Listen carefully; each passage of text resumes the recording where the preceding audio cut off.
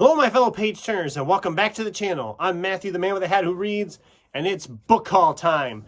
Book hauls, as I've said before, are my favorite videos to watch and my favorite videos to make.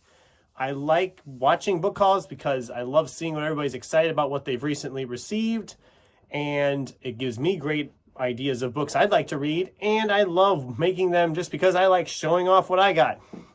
So at the end of my December book haul, or maybe it was at the beginning of it, I don't remember anymore for sure, I said I would be doing this every other month. So this is my January and February 2022 book haul.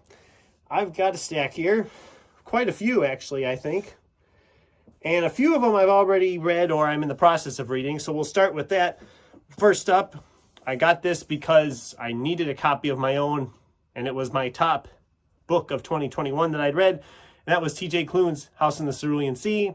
I've said before, this is just like a big warm hug. This book is so sweet throughout, and I love this book. I can't recommend it enough. If you haven't read it, give it a chance. I'm sure you'll enjoy it. Next up, Greg Hurwitz's Prodigal Son. I'm actually in the middle of reading this right now, as of this filming. It'll be done before the end of the month, I'm sure. And I love the Orphan X series. I've really enjoyed it. I talked a little bit about this book in my February TBR video. This is the 6th book in the series, I believe. Yes, the 6th book in the series. And I've enjoyed every one of these. They're very fast-moving reads. Like I said, I'm already halfway through. I shouldn't have any problem getting this finished. But yeah, the first book is called Orphan X. So if you ever are looking for a nice thriller to read, check this series out. You'll enjoy it, I'm sure. All right, up next is a book that has had a lot of buzz through BookTube. I haven't read it yet. It's a very sizable tome, and I'm hoping to get to it soon because I've heard really good things, and that's Christopher Rocchio's Empire of Silence. I've heard really, really good things about this book, and I'm a little bummed because I got this from Amazon. It's got a nice little crease up there in the corner already. Came that way. I'm like, really, Amazon, really? But whatever, that's minor, I guess. And I'm looking forward to this one. Like I said, I've heard really good things about this, and I'm not even going into synopsis stuff about it because it's so prevalent in BookTube about this book. But I'm probably late to the party on this one. Actually, I know I'm late to the party on this one, but that's okay. If it's as good as everybody says it is, I'm in for a real treat. All right, next up, which one do I want to talk about here? I have a Christmas horror novel called Secret Santa. This is from Andrew Schaefer, who previously wrote the Obama-Biden Mysteries series. If you've read those, they're kind of goofy political mystery type deals. And this one sounds very similar to that, in that vein, although this sounds like it's more of a horror title. It's not very long, and it's an 80s set too, so there's going to be that fun thing going for it. As to when I will read this, obviously this will be December because it's Christmassy. I mean, I could read it in October of horror, but I think this would be a better fit in December for Christmas season. So that's when that'll be popping up. All right. Next up, we have Stuart Tertons, The Devil in the Dark Water. Now, I really, really enjoyed 7.5 Deaths of Evelyn Hardcastle, so I was, of course, very excited to pick up the next one by him. And this sounds like it's more of a historical murder mystery on the high seas. And, yeah, 1634 set. Sounds like they're on a ship, and then there's a curse on the ship, they think. There's a demon. But is it really a demon, or is it just something crazy going on? I mean, yeah. I don't know a lot, and I like it that way. I'd rather go in blind on it, because I went in pretty well blind on 7.5 Deaths of Evelyn Hardcastle, and I loved it. So I'm very excited to just go in blind on this one. It's another thick boy. Maybe summer. Maybe. Or it might sit for a while, who knows. Just depends on what I'm in the mood for when the time comes. All right, up next is Mike Chen's Here and Now and Then. I recently read his We Could Be Heroes, which was a fun superhero type novel. And this one sounds like it's doing stuff with time travel. And I didn't love We Could Be Heroes. I thought it was okay. But I'd heard about this one before We Could Be Heroes, but my library got We Could Be Heroes, so I picked that one up first. And enjoyed it okay, but I didn't love it. This sounds more like my thing. I mean, time travel, paradoxes, and with humor woven in. I'm thinking this will be a fun one. I'm, again, not sure when I'm going to tackle this one, but maybe late this summer. Who knows? Who really knows? Okay, this next one I have no idea. These next two I have no idea when I'm going to read them. I just picked them up because they sounded interesting. First up is Damien Dibben, Tomorrow. And apparently there's a dog that's immortal. So it's a 217-year-old dog is searching for his lost master. And it's set in 1815 Venice. And I'm like, okay. So we have an immortal dog. I've read some of these dog novels before, and most of them are very similar, but this one just seemed weird to me. I mean, a immortal dog? Really? Well, okay.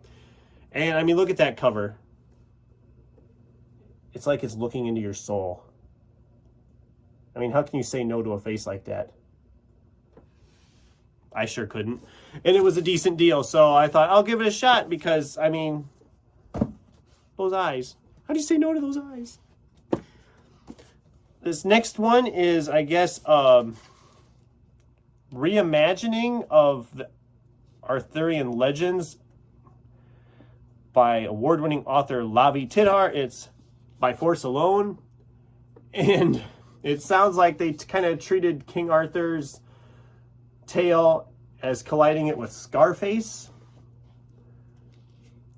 I mean, this sounds like a really tongue-in-cheek type fantasy novel.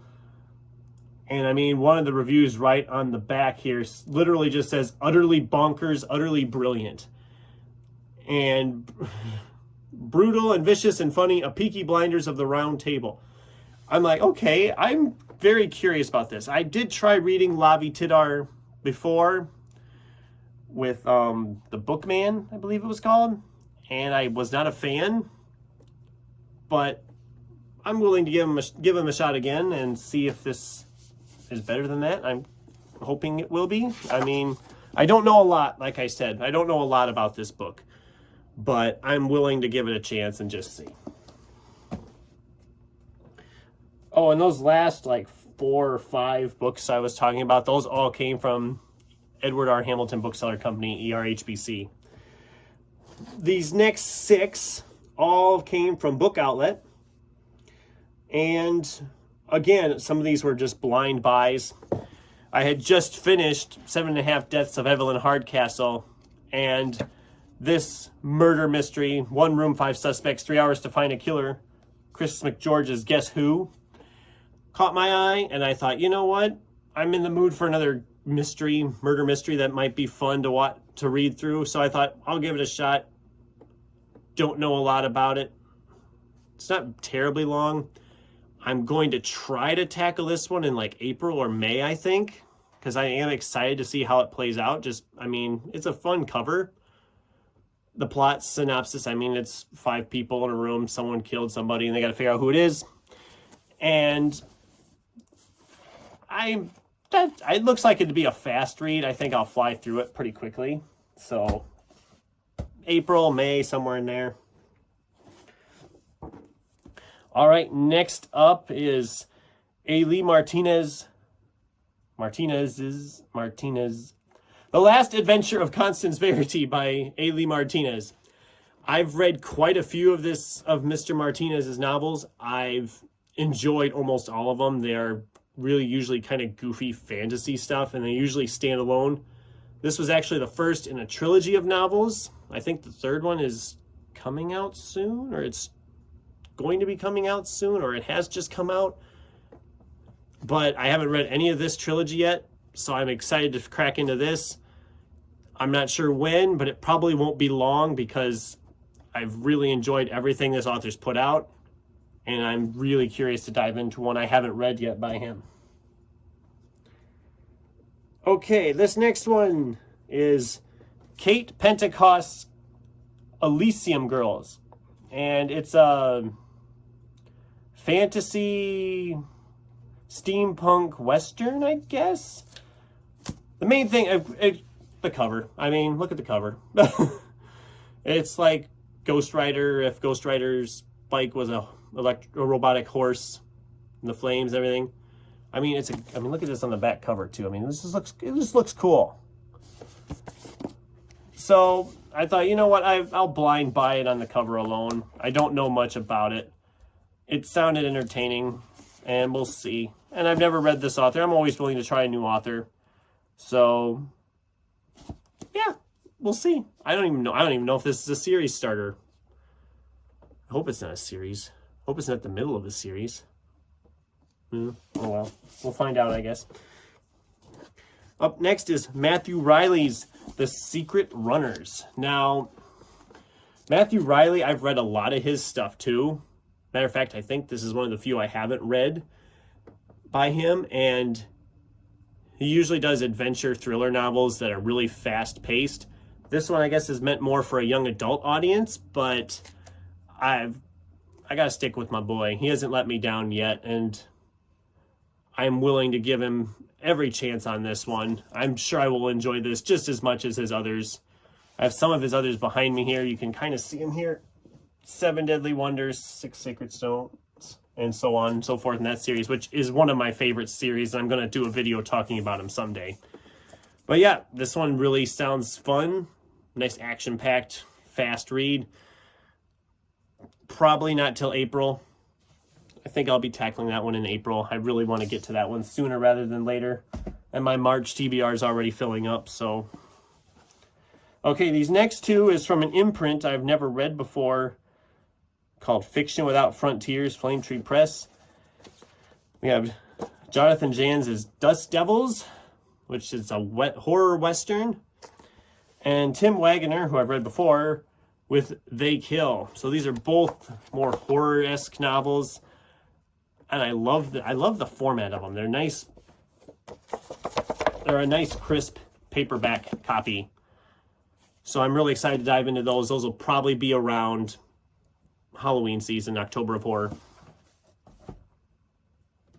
Finally, the last book on the list was a gift from a very special person that I know. She is too kind to me. She spoils me something fierce. And she knows who she is. I'm not going to name her because privacy issues and whatnot, but she knew I wanted to get a better copy of Les Mis, and she presented me with this gorgeous hardcover copy of Les Miserables with the Ribbon Bookmark, and it's going to look great on my shelf. I can't wait to get it up on a shelf somewhere. It's a beautiful edition. It really is. And yeah, that was my book haul for January and February 2022. What did you guys get in your book hauls recently? Let me know in the comments down below. Thanks for watching, and until next time, keep turning pages.